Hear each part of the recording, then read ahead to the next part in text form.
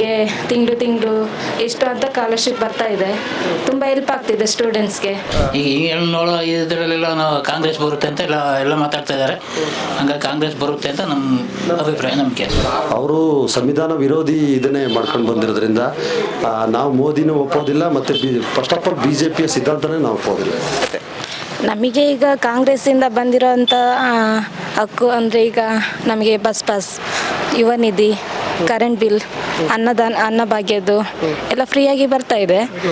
ಈಗ ಎಲ್ಲ ಫ್ರೀಯಾಗಿ ನಮಗೆ ಸಿಗ್ತಾ ಇರೋದ್ರಿಂದ ನಮಗೆ ತುಂಬ ಅನುಕೂಲ ಆಗ್ತಾ ಉಂಟು. ಎಲ್ಲಿ ಪ್ರಯಾಣ ಮಾಡಬೇಕು, ಕಾಲೇಜಿಗೆ ಹೋಗಬೇಕಾದ್ರೂ ಮತ್ತು ಸ್ಕಾಲರ್ಶಿಪ್ ಸಹ ಬರ್ತಾ ಉಂಟು. ನಮಗೆ ತಿಂಗಳು ಎಷ್ಟು ಅಂತ ಸ್ಕಾಲರ್ಶಿಪ್ ಬರ್ತಾ ಇದೆ. ತುಂಬ ಹೆಲ್ಪ್ ಆಗ್ತಿದೆ ಸ್ಟೂಡೆಂಟ್ಸ್ಗೆ. ಹಾಗಾಗಿ ತುಂಬ ಅನುಕೂಲ ಆಗ್ತಾ ಉಂಟು ನಮಗೆ. ಈಗ 2,000 ಕೊಡೋದ್ರಿಂದಾಗಲಿ, ಅದು ಯುವ ನಿಧಿ ಏನು ಸ್ಟೂಡೆಂಟ್ಸ್ಗೆ ದುಡ್ಡು ಕೊಡೋದಾಗಲಿ, ಇದೆಲ್ಲ ಹೇಗೆಲ್ಲ ಬಳಸ್ಕೊತಿದ್ದೀರಿ ಅಂತ, ಹೇಗೆಲ್ಲ ವಹಿಸ್ಕೊತಿದ್ದೀರಿ ಅಂತ? ಈಗ ನಾವು ಅದರಿಂದ ಕಾಲೇಜ್ ಫೀಸ್, ಹಾಸ್ಟೆಲ್ ಫೀಸ್ ಇದಕ್ಕೆಲ್ಲ ಉಪಯೋಗಿಸ್ತಿದ್ದೀವಿ. ಇದೆಲ್ಲ ತುಂಬ ಯೂಸ್ ಆಗ್ತಿದೆ ನಮಗೆ.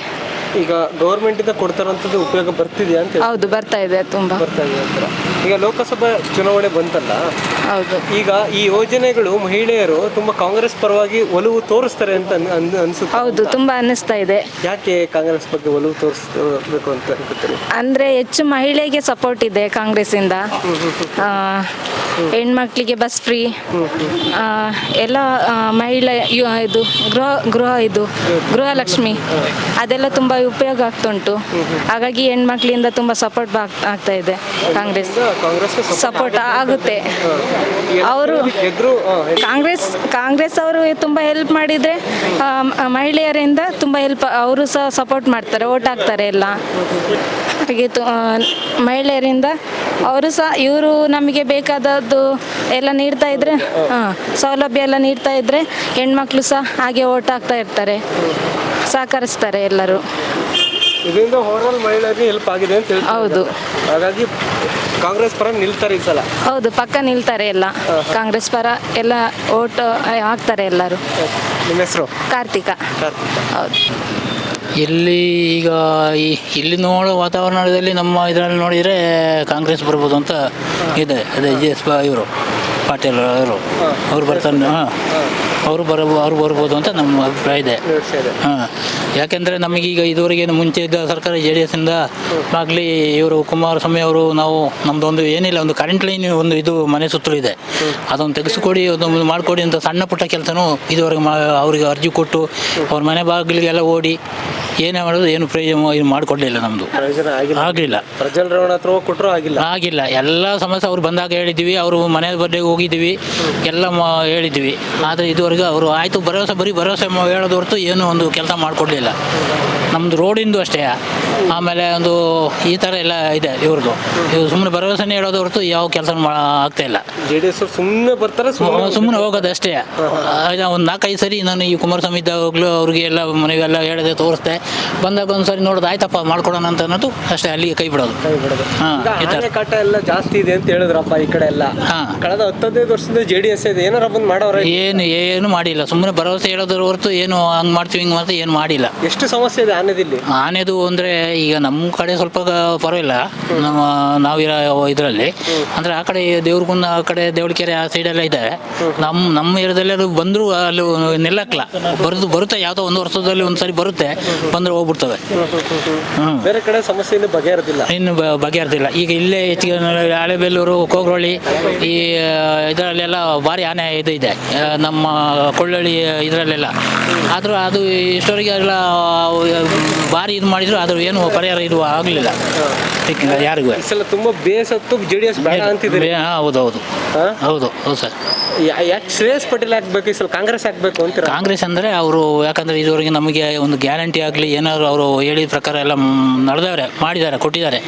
ನಮಗೀಗ ಒಂದು ಕರೆಂಟ್ ಬಿಲ್ ಫ್ರೀ ಬಂದಿದೆ ಅವ್ರು ಹೇಳಿದ ಪ್ರಕಾರ. ಆಮೇಲೆ ಗೃಹಲಕ್ಷ್ಮಿಯಿಂದ 2,000, ಆಮೇಲೆ ಇನ್ನು ಅನ್ನಭಾಗ್ಯ, ಇವು ಎಲ್ಲ ನಮಗೆ ಇದು ಬರ್ತೈತೆ. ಬಸ್ಸಿಂದು ಎಲ್ಲ ಇದೆ. ಆದರೂ ಇವೆಲ್ಲ ಇಷ್ಟೆಲ್ಲ ನಮಗೂ ಅನುಕೂಲ ಮಾಡಿಕೊಟ್ಟಾರೆ. ಅದರಿಂದಾಗಿ ನಮಗೆ ಕಾಂಗ್ರೆಸ್ ಬರುತ್ತೆ ಅಂತ. ಹೌದು. ಈಗ 10 ವರ್ಷದ ಮೋದಿ ಆಡಳಿತ ನೋಡಿದ್ರಿ, ಏನು ನಿಮ್ಗೆ ಇಷ್ಟ ಆಯಿತು? ಬೆಲೆ ಏರಿಕೆಲ್ಲ ಕರೆಕ್ಟ್ ಆಗಿದೆಯಾ, ಜಾಸ್ತಿ ಆಗಿದೆ, ಏನು ಕತೆ ಅಂತ? ಅಲ್ಲ, ಬೆಲೆ ಏರಿಕೆ ಎಲ್ಲ ಜಾಸ್ತಿ ಆಗಿದೆ. ಬೆಲೆ ಏರಿಕೆ ಎಲ್ಲ ಮುಂದಿನದಾಗಲೂ ಜಾಸ್ತಿ ಆಗಿದೆ. ಇವಾಗಲೂ ಸ್ವಲ್ಪ ದಿನ ಬೆಲೆ ಇದು ಇತ್ತು, ಈಗ ಎಲ್ಲ ಸ್ವಲ್ಪ ಎಲ್ಲ ಕಡಿಮೆ ಆಗಿದಾವೆಲ್ಲ. ಕಡಿಮೆ ಮಾಡ್ಯಾರ, ಎಲ್ಲ ಕಡಿಮೆ ಆಗಿದ್ದಾವೆ ಕೆಲವು. ಅಂದರೆ ನಮಗೆ ಈಗ ಮೋದಿಯಿಂದ ಏನಂತಂದರೆ, ಮೋದಿ ಒಂದು ನಮಗೆ ಏನಂದ್ರೆ ಪ್ರಧಾನಿ ಒಂದು ಇದರಲ್ಲಿ ಲೋಕಸಭೆ ಇದಲ್ವಾ, ಅಂದರೆ ಪ್ರಧಾನಿ ಅವರು ಒಂದು ಆದರೆ ಏನು ಇದಿಲ್ಲ, ಒಳ್ಳೇದೇ. ಅವರೇ ಆಗ್ಬೇಕಾ ಅಥವಾ ಮಲ್ಲಿಕಾರ್ಜುನ್ ಕನ್ನಡದವರ ಖರ್ಗೆ ಆದ್ರೆ ಒಳ್ಳೇದು ಅಂತ? ಅಲ್ಲಲ್ಲ, ನಮಗೀಗ ಮಲ್ಲಿಕಾರ್ಜುನ್ ಖರ್ಗೆ ಅವರು ಈಗ ಪ್ರಧಾನಿ ಆದರೆ ಯಾವ ಥರ ಇದು ಮಾಡ್ತಾರೆ ನಮಗೇನಾದರೂ ಅವ್ರದ್ದು ನಮಗೆ ಅಷ್ಟೊಂದು ಇದು ಇಲ್ಲ. ಆದರೆ ಇವರು ಈಗ ಒಂದು 10 ವರ್ಷದಿಂದ ಈಗ ಇದು ಆಡಳಿತ ಮಾಡ್ತಾ ಇದ್ದಾರಲ್ಲ ಮೋದಿಯವರು.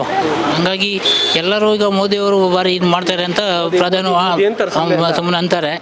ಅಂದರೆ ಕಂಡಿಲ್ಲ ಹೌದು. ಹಂಗಾಗಿ ಈ ಸರಿ ಅಂದರೆ ನೋಡ್ಬೇಕಂತ ಇದ್ದೀನಿ. ಆಗ್ಬೋದು, ಬದಲಾಗ್ಬೋದು. ಈಗ ನೋಡೋ ಇದರಲ್ಲೆಲ್ಲ ನಾವು ಕಾಂಗ್ರೆಸ್ ಬರುತ್ತೆ ಅಂತ ಎಲ್ಲ ಮಾತಾಡ್ತಾ ಇದ್ದಾರೆ. ಹಂಗಾಗಿ ಕಾಂಗ್ರೆಸ್ ಬರುತ್ತೆ ಅಂತ ನಮ್ಮ ಅಭಿಪ್ರಾಯ, ನಂಬಿಕೆ.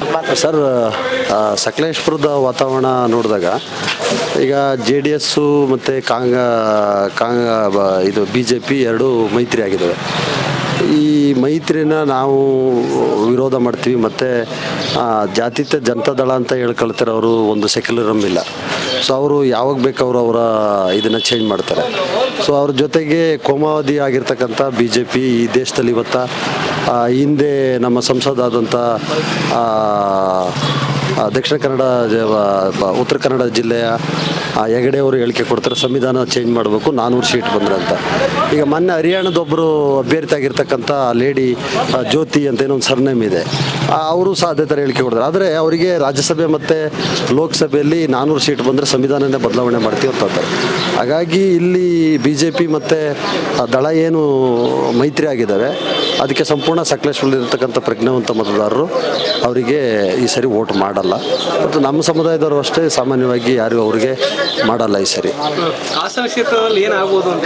ಹಾಸನ ಕ್ಷೇತ್ರದಲ್ಲಿ ಶ್ರೇಯಸ್ ಪಟೇಲ್ ಹೆಂಗಿದ್ದಾರೆ ಮತ್ತೆಲ್ಲರೂ ವಿಶ್ವಾಸವಾಗಿದ್ದಾರೆ. ರೇವಣ್ಣನ ಅಲ್ಪ ಅಂತರದಲ್ಲಿ ಸೋಲಿಸಿರ್ತಕ್ಕಂಥ ಒಬ್ಬ ಯುವ ರಾಜಕಾರಣಿ. ಹಾಗಾಗಿ ಈ ಸರಿ ಅವರು ಇಲ್ಲಿ ಕಾಂಗ್ರೆಸ್ ಬರೋ ಅಂಥ ವಾತಾವರಣ ಇದೆ. ಇಡೀ ಎಲ್ಲ 8 ತಾಲೂಕಲ್ಲೂ ಆ ವಾತಾವರಣ ಇದೆ ಅಂತ ನಮಗೊಂದು ಮಾಹಿತಿ ಇದೆ. ಸಕಲೇಶ್ಪುರದಲ್ಲಿ ಅದೇ ವಾತಾವರಣ ಇದೆ.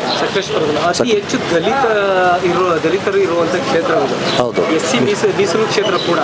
ಎಷ್ಟು ಮಟ್ಟಿಗೆ ಇಲ್ಲಿ JDS ಇಂದ BJP ಬಂದರು, BJP ಶಾಸಕನ ಗೆಲ್ಸ್ಕೊಂಡ್ರು, ಈಗ ಕಾಂಗ್ರೆಸ್ ಪರ ಒಲವು ತೋರಿಸ್ತಾರೆ ಅಂತ ಅನ್ಸುತ್ತಾ ಅಂತ?